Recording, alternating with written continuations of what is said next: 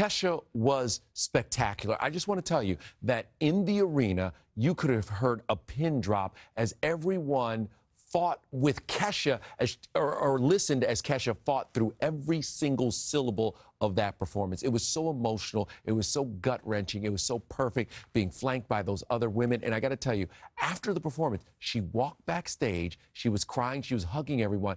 And she let out this scream that was unbelievable. In case you missed it, here's a little taste of the performance.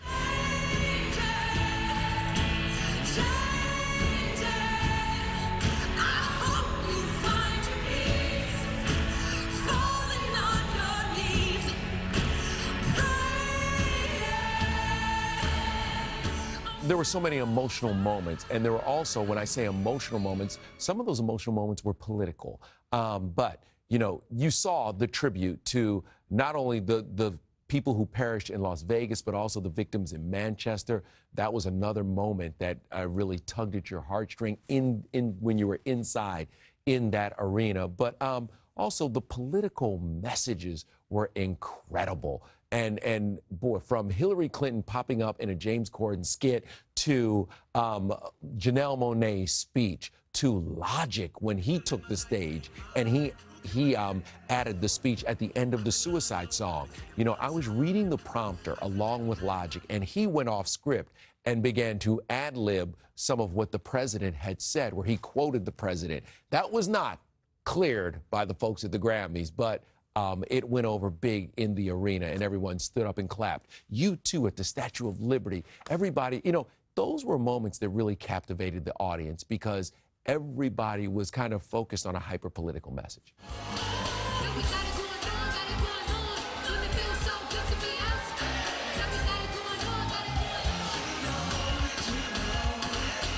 Boy, oh boy, 10 years from now, you're going to remember Bruno Mars. Well, there's two things you remember. You're going to remember Bruno Mars and his 6 wins and the fact that he swept all the big categories, that 24 Karat Magic was the album of the year, and that everywhere you went, you heard that song. You heard that song, or you heard a song off that album. You also will remember 10 years from now the memes of Blue Ivy, because Blue Ivy was unbelievable last night. And I'm going to tell you, I could barely take my eyes off her, whether it was a commercial break or whether it was during the show, because every time Jay-Z went to clap, Blue Ivy would grab his hands. And when Beyonce went to clap, sometimes Blue Ivy would grab his hands. And she was like, no, daddy, no, daddy.